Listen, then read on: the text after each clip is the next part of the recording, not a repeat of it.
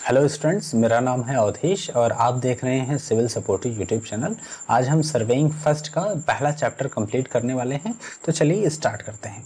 सबसे पहले बात करते हैं board of technical education Uttar Pradesh Lucknow इसके द्वारा जारी किया गया डिप्लोमा सर्वे फर्स्ट का जो सिलेबस है उसके बारे में। तो सबसे पहले देखिए, सिलेबस जो हम कवर करने वाले हैं वो है पहला टॉपिक जो हमारा पढ़ने वाले हैं वो है basic principle of surveying. Basic principle of surveying के बारे में पढ़ने वाले हैं। सेकंड टॉपिक है concept and purpose of surveying. Third topic है measurement, linear and angular measurement. फिर इसके बाद यूनिट ऑफ मेजरमेंट, ठीक है। और नेक्स्ट टॉपिक है instrument use for taking their measurement. इसके बाद classification based on surveying instrument. ये सब टॉपिक्स रहने वाले हैं जो कि हम जो है कि कवर करेंगे इस चैप्टर 1 में पढ़ने वाले हैं, ठीक है। तो एक एक टॉपिक करके हम पढ़ेंगे और बिल्कुल पेशेंस के साथ मेरे साथ बने रहिएगा। कंप्लीट सर्वेइंग फर्स्ट का जो है वीडियो लेक्चर आपको मिलने वाला है, वो भी हिंदी में, ठीक है। तो स्टार्ट करते हैं। सबसे पहले बात करते हैं इंट्रोडक्शन ऑफ सर्वेइंग। सर्वेइंग की बात करें तो सर्वेइंग में एक बात बड़ी फेमस है, इससे अपनी बात स्टार्ट करना चाहूँगा कि कहा जाता है कि धरती पर, धरती के नीचे या लटकी हो तू आसमान में, तेरा पता लगा कर छोड़ूं क्योंकि मापन यंत्र मेरे पास में। तो बेसिकली सर्वेइंग के इंट्रोडक्शन की बात कर रहे हैं। तो सर्वेक्षण में पृथ्वी के नीचे या पृथ्वी के ऊपर किसी भी बिंदु की सापेक्ष स्थिति पता लगाया जाता है बेसिकली, ठीक है ना। तो ये बेसिकली देखिए डेफिनेशन यहाँ पे लिखा हुआ है, जब एग्जाम में आएगा तो आपको किस तरीके से लिखना है कि सर्वेक्षण पृथ्वी के सतह के नीचे और ऊपर बिंदुओं के सापेक्ष स्थिति को निर्धारित करने की एक कला है। यह रेखांकन और संख्यात्मक रूप से दर्ज करना है, ठीक है ना। इसको दर्ज करना है फिर किया जाता है। बात करते हैं concept and purpose of surveying कि सर्वेइंग का क्या कॉन्सेप्ट है और क्या इसका पर्पस है, क्यों करते हैं हम सर्वेइंग, इसके बारे में, ठीक है।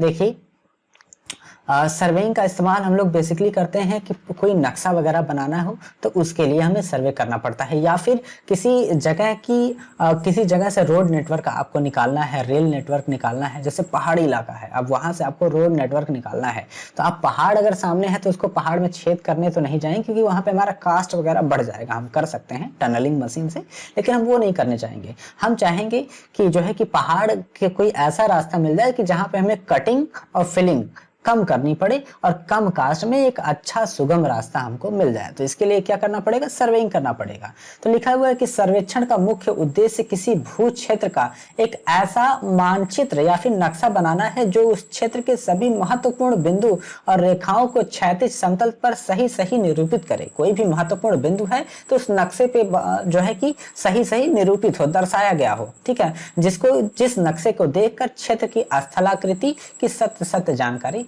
मिल जाए कि कौन सा पेड़ पौधा कहाँ है, कौन सी बिल्डिंग कहाँ है, कौन सा रोड नेटवर्क कहाँ से गया हुआ है, बस में है, कौन सा तालाब कहाँ पे है। तो सारा जो महत्वपूर्ण बिंदु है उस नक्शे पे प्लॉट किया गया हो, जिससे देख के आप फील्ड में गए बिना उस मानचित्र को देख के, उस नक्शे को देख के आप वहाँ की स्थिति का पता लगा सकें। जैसे एक हमने नक्शा जो है कि यहाँ पे इमेज में डाल रखा है कि जैसे यहाँ पर रोड नेटवर्क गया हुआ है और दूसरा रोड नेटवर्क जो कि टाउन के अंदर गया हुआ है, बिल्डिंग की पोजीशंस क्या है, वो ये बेसिकली क्या है, प्लान है। ये कैसे संभव हो पाया, सर्वेइंग के जरिए ही संभव हो पाया। तो इसका पर्पस क्या है, सर्वेइंग का उद्देश्य बेसिकली नक्शा बनाना, और साथ ही साथ सर्वेइंग के कई सारे उद्देश्य हैं। जैसे नक्शा बनाना, रोड वगैरह बना रहे हैं तो उसके लिए सर्वे करा जाता है, रेल बना रहे हैं तो उसके लिए सर्वे किया जाता है। रोड में क्या सर्वे किया जाता है, देखिए हम चाहते हैं कि रोड इसलिए बनाते हैं कि कनेक्टिविटी, या फिर रेल बनाते हैं कनेक्टिविटी के लिए, तो अपना रेल लाइन वहां से बिछाएंगे जहां से ज्यादा लोग जो है आसानी से रेल का उपयोग करें। अब जहां पे शहर बसा हुआ है वहां पे रेल नेटवर्क ना बिछा के कहीं दूर जगह पे रेल नेटवर्क बिछा देते हैं जहां आसपास में कोई टाउन, कोई शहर है ही नहीं जो रेल नेटवर्क को यूज करे, तो फिर उसका जो बिछाने का उद्देश्य था वो फुलफिल नहीं हो पाएगा। तो उसके पहले हम क्या करते हैं, सर्वे करते हैं। सर्वे इंपॉर्टेंट है। तो और भी सर्वेइंग के कई सारे उद्देश्य हैं, तो उनके बारे में देखते हैं। सब देखिए, एक मास्टर प्लान है, ये कैसे बना है, बेसिकली सर्वे के जरिए। तो बात करते हैं पर्पस ऑफ सर्वेइंग में ही कि सर्वेइंग के निम्न उद्देश्य को, सर्वेइंग से जो है कि निम्न उद्देश्य की पूर्ति की जाती है। ये कौन कौन से उद्देश्य हैं, पहला है कि बिंदुओं व आकृतियों की क्षैतिज दूरी तथा भूमि पटल पर इसकी सापेक्ष स्थिति ज्ञात की जाती है। ठीक है ना, कि उस किसी भी आकृति की क्षैतिज दूरी या फिर भूमि पटल पर उसकी सापेक्ष स्थिति का ज्ञान करा जाता है बेसिकली सर्वेइंग के जरिए। दूसरा पॉइंट है बिंदुओं की ऊर्ध्वाधर स्थिति तथा सापेक्ष ऊंचाई का पता लगाया जाता है कि कौन सी बिंदु कितनी ऊंचाई पे है किसके रिस्पेक्ट में। ठीक है, ये सर्वेइंग का उद्देश्य है। दूसरा है कि क्षेत्र मापों के आधार पर नक्शा तैयार करने के लिए सर्वेइंग यूज करा जाता है। फोर्थ पॉइंट है कि सड़कों, रेल मार्गों, नहरों, सीवरों आदि निर्माण कार्यों के लिए मिट्टी की कटाई भराई का परिमाण ज्ञात करने के लिए सर्वेइंग का इस्तेमाल करा जाता है। ठीक है ना, जैसे कि मान लीजिए कि आप एक रोड नेटवर्क, रेल नेटवर्क या फिर सीवर लाइन डिजाइन कर रहे हैं। ठीक है ना, तो जहां से आपका रोड नेटवर्क जाएगा जरूरी नहीं है कि वो बिल्कुल प्लेन हो सकता है कि आपका रोड नेटवर्क कुछ इस तरीके का हो, जो ग्राउंड की कंडीशन है वो इस तरीके का हो। तो आपको अगर रोड बनाना है तो आप क्योंकि हाईवे बना रहे हो तो आप रोड इसलिए बनाते हो कि कोई भी व्हीकल स्पीड से चल सके, तो आपको उसको प्लेन बनाना पड़ेगा, तभी तो आप स्पीड से गाड़ी भगा पाएंगे। तो हम क्या करेंगे बेसिकली कि सर्वे करके एक जो है कि लाइन डिसाइड करेंगे कि, और उससे हम पता करेंगे कि कहाँ पे कितना एरिया हमें कटिंग करनी है, कितना एरिया हमें फिलिंग करना है। ठीक है, जैसे यहाँ पे आप देखोगे तो यहाँ पे ये एरिया हम क्या करेंगे कटिंग करके निकालेंगे, और यहाँ की जो मिट्टी होगी वो यहाँ पे हम फिलिंग करेंगे, यहाँ पे हम कटिंग करेंगे और यहाँ पे लाके फिलिंग करेंगे। तो ये सब बेसिकली हमें कैसे पता चलेगा कितनी कटिंग करनी है, कितनी फिलिंग करनी है, ये सब सर्वेइंग से ही संभव हो पाएगा। और क्या क्या सर्वेइंग के उद्देश्य है उसको देखते हैं। फिफ्थ पॉइंट है, फिफ्थ पॉइंट हमारा कह रहा है कि नहरों, पहाड़ों, नदियों, नालों के स्रोत, प्रवाह मार्ग ज्ञात किए जाते हैं कि कौन सा पहाड़ कहाँ पे है, उसकी क्या स्थिति है। ठीक है ना, कितना वॉल्यूम है पहाड़ का, और या फिर कोई नदी है, कोई नाला है, वो कहाँ से उसका स्रोत है, कहाँ से निकल के आ रहा है। साथ ही साथ बाढ़ नियंत्रण में भी सर्वेइंग का बहुत ज़्यादा योगदान है। वो कैसे है वो सारी चीजें जो है आगे ये सर्वेइंग में हम पढ़ेंगे। फिलहाल तो बस क्या उद्देश्य है, सर्वेइंग क्यों करते हैं, कहाँ कहाँ इस्तेमाल है, उसके बारे में जान लीजिए। फिफ्थ पॉइंट है कि कोई नहरों, जिलों, प्रदेशों, देश की सीमा दर्शाने के लिए, नक्शा बनाने के लिए बेसिकली इस्तेमाल किया जाता है। नक्शा बनाना हो तो हम जो है कि ये सर्वेइंग का इस्तेमाल करते हैं। किसी भू क्षेत्र की क्षेत्रफल की गणना करना हो कि कितना एरिया है, तो उसके लिए भी सर्वेइंग का इस्तेमाल किया जाता है। ठीक है, बात करते हैं सर्वेक्षण के मूल सिद्धांत के बारे में, बेसिक प्रिंसिपल ऑफ सर्वेइंग के बारे में। देखिए कि सर्वे जो है, सर्वे किन दो प्रिंसिपल पर आधारित है, इसके बारे में बात करते हैं। तो सर्वेइंग बेसिकली जो है कि दो प्रिंसिपल पर आधारित है। पहला है पूर्ण से अंश की ओर सर्वेक्षण कार्य बढ़ाना, यानी कि working from whole to part, बड़े पार्ट से छोटे पार्ट में सर्वे करना। दूसरा है नए बिंदुओं की स्थिति, सेकंड है कि नए बिंदुओं की स्थिति कम से कम दो संदर्भ बिंदुओं से निर्धारित करना। कोई नए बिंदु की स्थिति आपको पता करना हो चार्ट पे, तो कम से कम दो बिंदु आप बिंदु की मदद से उस नए बिंदु की स्थिति को निर्धारित करना। जैसे कि आपके पास एक चार्ट है जिसमें आपको दो बिंदु दिखाए गए हैं और तीसरा बिंदु आपको प्लॉट करना है फील्ड पे जाके। ठीक है, तो तीसरा बिंदु फील्ड का उठा के चार्ट में आपको दर्शाना है, तो कहाँ पे वो बिंदु आप दर्शाएंगे, तो वो किसी दो बिंदु के संदर्भ में दर्शाएंगे। ये बेसिकली इसका प्रिंसिपल है। वो कैसे है आगे देखते हैं। देखिए सबसे पहला पॉइंट पढ़ते हैं कि पूर्ण से अंश की ओर सर्वेक्षण कार्य बढ़ाना। तो इसको समझने के लिए चलिए हम एक ब्लैंक पेज ले लेते हैं। अब इस पे समझने का काम करते हैं, इस टॉपिक को अच्छे से समझेंगे। देखिए मान लीजिए कि कोई एक एरिया है, ये एक पर्टिकुलर एरिया है जिसका हमें सर्वेक्षण करना है। ठीक है ना, तो अब होगा क्या, अगर डायरेक्ट मान लीजिए कि एक लाइन है, सबसे पहले इसको समझिए, एक लाइन है, इसकी लंबाई यहाँ से यहाँ तक की लंबाई आपको मेजर करना है। आप कैसे करोगे, चैन या फिर फीते से। आप क्या करोगे, एक चैन, दो चैन, तीन चैन, 3 4 5 6 7, ठीक है 8 चैन से आपने उस दूरी को माप लिया। हो सकता है वो 100 मीटर हो, 200 मीटर हो, 200 मीटर हो, तो उस दूरी को आपने माप लिया। अगर एक चैन, क्योंकि हाथ से हम मेजर कर रहे हैं तो जरूरी नहीं है कि वो डिस्टेंस बिल्कुल एक्यूरेट जो है करेक्टली आप मेजर कर पाए। ठीक है, अगर एक चैन में आपने जो कुछ भी एरर किया, 2 सेंटीमीटर का 3 सेंटीमीटर का एरर किया, फिर इसके बाद अगला चैन मापा, अगला चैन मापा, 2-2 सेंटीमीटर 3-3 सेंटीमीटर का एरर हर बार होते चले जा रहा है। और अगर 1 किलोमीटर 2 किलोमीटर दूरी की जो है कि डिस्टेंस मापनी है तो हो सकता है आप 5-6 मीटर का एरर जो है माप लो। ठीक है, क्यों? क्योंकि यहाँ पे एरर जितनी बार हम चैन इस्तेमाल कर रहे हैं उतनी बार जो है एरर ऐड होते जा रहा है। बात समझ में आ रही है? 2-2 सेंटीमीटर 2-2 सेंटीमीटर करके ऐड होते जा रहा है और फाइनली हमें बहुत ज्यादा का एरर 4-5 मीटर का एरर मिल जा रहा है 2 किलोमीटर दूरी मापने में। तो ये सर्वेइंग का गलत तरीका है। ठीक है, तो हम क्या करते हैं, कोई बड़ी एरिया, बड़े डिस्टेंस को मापना है तो हम उसको छोटे छोटे पार्ट में, छोटे छोटे एरिया में कन्वर्ट करके फिर इसके बाद उसको मापते हैं। ठीक है, कैसे करते हैं देखिए, जैसे यहाँ पे देखिए एक बड़ा सा एरिया है जिसको हमें जो है सर्वे करना है। ठीक है, अब इसमें इसके जो ढेर सारे पॉइंट्स हैं इनको जो है कि चार्ट पे जो है कि प्लॉट करना है। तो हम क्या करेंगे, आप ये तो नहीं करेंगे कि हम बता देंगे कि यहाँ से ये वाला पॉइंट इतनी दूरी पे है, फिर इससे ये पॉइंट इतनी दूरी पे है, ये इतनी दूरी पे है, ये इतनी दूरी पे, क्योंकि हम यहाँ पे क्या कर रहे हैं, वही गलती कर रहे हैं, हम ऐड करते चले जा रहे हैं, एरर को हम ऐड करते चले जा रहे हैं, जबकि हमें ऐसा नहीं करना है। हम क्या करेंगे कि ग्राउंड के कुछ मेन कंट्रोल पॉइंट्स पहले डिसाइड करेंगे, जैसे कि कोई प्लांट हो गया या फिर कोई भी पॉइंट। जैसे कि पहला कंट्रोल पॉइंट हमने ले लिया जी, कंट्रोल पॉइंट ए, ये हमारा पहला कंट्रोल पॉइंट हो गया, बी और चलिए सी, 3 कंट्रोल पॉइंट्स हमने ले लिए हैं। अब हम क्या करेंगे, इन 3 कंट्रोल पॉइंट्स को के रिस्पेक्ट में, इन्हीं 3 कंट्रोल पॉइंट्स के रिस्पेक्ट में हम क्या करेंगे, आसपास के जो पॉइंट है, आसपास के जो पॉइंट है इनका जो है सर्वेक्षण करेंगे।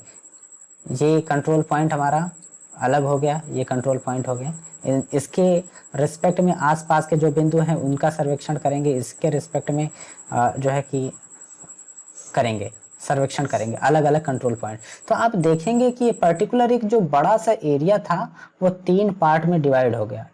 पहला ये इस तरीके से 3 पार्ट में डिवाइड हो गया। अब होगा क्या कि ये जो कंट्रोल पॉइंट ए है, पहला कंट्रोल पॉइंट है, इसके पास में जितने भी पॉइंट्स आएंगे उसका एरर इसी पार्ट में रह गया, और इस दूसरा जो कंट्रोल पॉइंट है इसका जो एरर होगा इसी पार्ट में रह गया, और तीसरा जो कंट्रोल पॉइंट है उसका जो एरर हो गया उसी पार्ट में रह गया। तो यानी कि जो एरर हुआ वो ऐड नहीं हुआ। इसी तरीके से हम कई सारे, 3 नहीं, अपने प्लान के हिसाब से 5, 6, 10 छोटे छोटे पार्ट में, होल पार्ट को आपने छोटे छोटे पार्ट में तोड़ लिया और फिर उसका सर्वे करा। तो छोटे छोटे पार्ट का एरर बेसिकली एरर जो है कि अलग रह गया, तो वो ऐड नहीं हुआ। तो ये सर्वेइंग का सही तरीका है। यहाँ पे देखेंगे तो एक पार्ट, जैसे कि ये एक छोटा पार्ट है, इसके अंदर जितने भी बिंदु आएंगे उनका जो है सर्वेक्षण हम अलग करेंगे, और फिर ये जो पार्ट है इसका सर्वेक्षण अलग करेंगे। ठीक है, और फिर इसके बाद ये जो हमारा पार्ट है इसका सर्वेक्षण अलग करेंगे। तो इस तरीके से छोटे छोटे पार्ट में हम तोड़ लेंगे एक बड़े एरिया को और उनका अलग अलग जो है सर्वेक्षण करेंगे। तो ठीक है, तो चलिए थियरी पढ़ के देखते हैं जो कि एग्जाम में आपको लिखना है। ये तो आपने समझ लिया कि होल टू पार्ट का मतलब हो गया, होल मतलब पूरा, बड़े एरिया को, पूर्ण एरिया को अंश में तोड़ लिया छोटे छोटे एरिया में और उसको सर्वे कर लिया। ठीक है, तो ओके, लिखा है कि प्रथम सिद्धांत के अनुसार, यानी कि पूर्ण से अंश की ओर सर्वेक्षण कार्य बढ़ाना, इस सिद्धांत के अनुसार सर्वेक्षण कार्य पूर्ण से यानी कि होल से शुरू किया जाता है और इसे अंश की ओर बढ़ाया जाता है, छोटे छोटे पार्ट में तोड़ के उसको किया जाता है।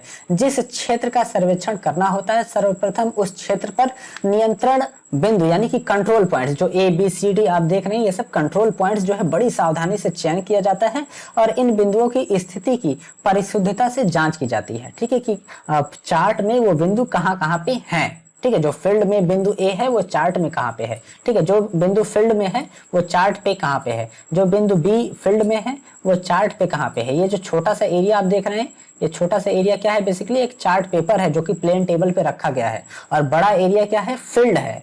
मैदान है, ठीक है। तो चार्ट पे वो बिंदु कहाँ पे है उसकी जो है कि बड़ी शुद्धता से जांच की जाती है, और अब इन बिंदुओं के द्वारा क्षेत्र के अन्य लघु बिंदु स्थापित किए जाते हैं जिसमें कम परिशुद्धता की आवश्यकता होती है, क्योंकि अगर ये छोटा सा एरिया है इसमें अगर थोड़ी बहुत एरर हो गया तो हमें कोई दिक्कत नहीं है, क्योंकि इसी पार्ट में सिमट के रह जाएगा, उसका इफेक्ट दूसरे पार्ट में नहीं आएगा। तो ये पहला है कि working from whole to part, ठीक है। और दूसरा जो हमारा प्रिंसिपल है वो है फंडामेंटल प्रिंसिपल ऑफ सर्वेइंग में कि locating new points from at least two reference point. ये हमारा लास्ट टॉपिक रहने वाला है इस वीडियो का, ठीक है। तो इसको बड़े ही पेशेंस के साथ सुन लीजिए। लिखा हुआ है कि कोई नए बिंदु की स्थिति कम से कम 2 संदर्भ बिंदुओं की से निर्धारित करना है। जैसे मान लीजिए कि एक बिंदु है, ये कोई पॉइंट है, ये हमारा कोई पॉइंट है, ठीक है ना, और इसका जो है कोऑर्डिनेट हमें पता है, ये पॉइंट हमें पता है, फील्ड में भी पता है, और चार्ट पेपर पे, हमारे ग्राफ पेपर पे भी हमें पता है। जो चार्ट पेपर हम लिए हैं, नक्शा जो लिए हैं, उस पे भी ए बिंदु पता है। अब हमें कहा गया कि फील्ड में कोई बिंदु दूसरा है बी बिंदु, ये जो दूसरा बिंदु है इसको आप ग्राफ पे प्लॉट करिए, ठीक है। तो आप कैसे करोगे, आपको तो कुछ पता ही नहीं है, दूसरा बिंदु हम कैसे ग्राफ पे प्लॉट करें। क्यों? क्योंकि आपको यही नहीं पता है कि जो दूसरा बिंदु है वो इस बिंदु से कितनी दूरी पे है और किस डायरेक्शन में है, आपको कुछ पता नहीं है, तो आप कैसे प्लॉट कर लोगे, ठीक है ना। तो हमें क्या करना पड़ेगा, कम से कम 2 बिंदु पता होगा, ठीक है। तो उसके संदर्भ में हम तीसरे बिंदु को प्लॉट करेंगे। जैसे कि एक इमेज हम यहाँ पे देख रहे हैं, इसको समझते हैं। मान लीजिए कि ए बिंदु हमारा ए पॉइंट, ये ए पॉइंट और बी पॉइंट हमें पता है, ठीक है। और इसके बीच की जो दूरी है, ए से लेके बी तक की जो दूरी है वो हमें मालूम है, ठीक है। अब ये चीज हमें ग्राफ पे पता है, ए और बी बिंदु हमें पता है, और सी बिंदु को हमें ग्राफ पे प्लॉट करना है फील्ड में जो कि है, ठीक है। तो उसके लिए हमें क्या चाहिए होगा, 2 बिंदु चाहिए होंगे। 2 बिंदु मतलब 2 डेटा चाहिए होगा। तो 2 डेटा क्या हो सकता है, वो डेटा हो सकता है हमारा, वो डेटा हमारा क्या हो सकता है, D1 और D2, ये डिस्टेंस हो सकता है। आपको ए भी पता है, तो आप क्या करो, ए से D2 डिस्टेंस मान के एक आर्क और D2 डिस्टेंस मान के एक आर्क जो है कि यहाँ पे कट करो, और B से D1 डिस्टेंस मान के एक आर्क कट करो, और जिस बिंदु को कट करेगा वही बिंदु हमारा क्या होगा, C पॉइंट होगा। आप फील्ड में जाकर D1 और D2 दूरी माप सकते हैं। तो D1 D2 की मदद से हमने फील्ड पे जो C पॉइंट था उसको हमने जो है चार्ट पे प्लॉट कर लिया, ठीक है। और कैसे करना है बाकी डिटेल में तो हम जब पढ़ेंगे, जब प्लेन टेबल सर्वे पढ़ेंगे, अगला जो चैप्टर होगा। या फिर दूसरा तरीका क्या है सी बिंदु प्राप्त करने का, आपको ए बी लाइन आपको पता है, आपको ये पता हो बी से कितनी दूरी पे आपको ऑफसेट लेना है। ऑफसेट मतलब 90 डिग्री, और ये 90 डिग्री जो लेना है उसकी दूरी यानी कि D2 की दूरी आप फील्ड में जाके फीते से माप लीजिए। तो आपको ये डिस्टेंस पता हो और एक ये डिस्टेंस पता हो, तो आप सी पॉइंट जो है डिनोट कर सकते हैं। या फिर दूसरा तरीका क्या है, तीसरा तरीका कि आपको ए बी दूरी तो पता है, साथ ही साथ अगर आपको हम θ1 दे दें कि θ1 बी से θ1 डिग्री पे D1 दूरी पे हमारा C पॉइंट है, तो आप आसानी से इसको प्लॉट कर लोगे। या फिर हम कहते हैं कि A से θ2 एंगल पे और B से θ1 एंगल पे हमारा C पॉइंट है, तो हम क्या करेंगे, B से जो है θ1 एंगल पे एक लाइन खींचेंगे, ठीक है, और A से θ2 एंगल पे जो है कि एक लाइन खींचेंगे, जहां पे कट करेगा वो हमारा C पॉइंट होगा।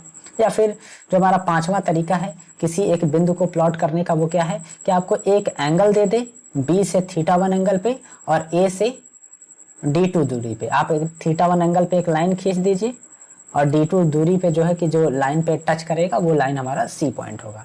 तो ये कुछ तरीके थे जहां पे हम जो है कि C पॉइंट्स को जो है कि प्लॉट कर पा रहे थे, ठीक है ना। चलिए इसकी थियरी पढ़ लेते हैं, जो कि एग्जाम में अगर आता है तो किस तरीके से हम लिखेंगे। लिखा हुआ है कि दूसरे सिद्धांत के अनुसार नए बिंदुओं तथा रेखाओं की स्थिति कम से कम ऐसे दो संदर्भ बिंदुओं से की जाती है जो पूर्व से सत्यता से स्थापित हो, यानी कि प्लॉट में जो ए और बी बिंदु हैं वो पहले से ही पता हो, तब हम सी बिंदु को जो है कि प्लॉट कर सकते हैं। उपर्युक्त संख्या में लंब, खसके तथा कोण, यानी कि d1 d2 लंबाई या फिर कोई खसका हो गया, ऑफसेट्स होगा, या फिर कोई कोणीय जो है पैमाइशें ली जाती हैं, θ1 θ2 एंगल ली जाती है, और संदर्भ बिंदुओं का चयन व स्थिति पहले से ही ज्ञात होता है। ठीक है ना, तो उसके रिस्पेक्ट में जो है कि हम जो है तीसरा बिंदु पता कर लेते हैं। लेकिन अगर बात करते हैं जरीब सर्वेक्षण, ठीक है, जो हमारा दूसरा चैप्टर है वो चयन सर्वे है, तो जरीब सर्वेक्षण में मुख्य स्टेशनों तथा सर्वेक्षण रेखाओं को जांच, सर्वेक्षण रेखाओं की जो जांच है वो जांच रेखा या फिर संयोग रेखा, टाई लाइन डालकर किया जाता है। बाकी जांच रेखा और टाई लाइन क्या होता है, जरीब सर्वेक्षण में बेसिकली जांच रेखा और संयोग रेखा का इस्तेमाल किया जाता है सी पॉइंट को पता करने के लिए। ठीक है, अब वो क्या होता है वो तो उस चैप्टर में बहुत डिटेल से कंप्लीट करेंगे। फिलहाल तो प्रिंसिपल ऑफ सर्वे कौन कौन से हैं, दो हैं। पहला है working from whole to part, यानी कि बड़े पार्ट को छोटे छोटे पार्ट में तोड़ के फिर उसको जो है कि एनालिसिस करना, जिससे एरर हर पार्ट का अलग ही रह जाए, ऐड ना हो। और दूसरा क्या है कि कोई सी पॉइंट, अननोन पॉइंट आपको लोकेट करने के लिए कोई दो बिंदु पता हो तो आप किस तरीके से लोकेट कर सकते हैं। ठीक है, बाकी नेक्स्ट क्लास जो हमारी होगी वो क्लासिफिकेशन ऑफ सर्वे के बारे में होगा। ठीक है, तो इसको हम पार्ट 2 में करेंगे। ठीक है, तो अगली क्लास में मिलते हैं। आप लोगों ने पेशेंस जो है बनाए रखा, उसके लिए धन्यवाद।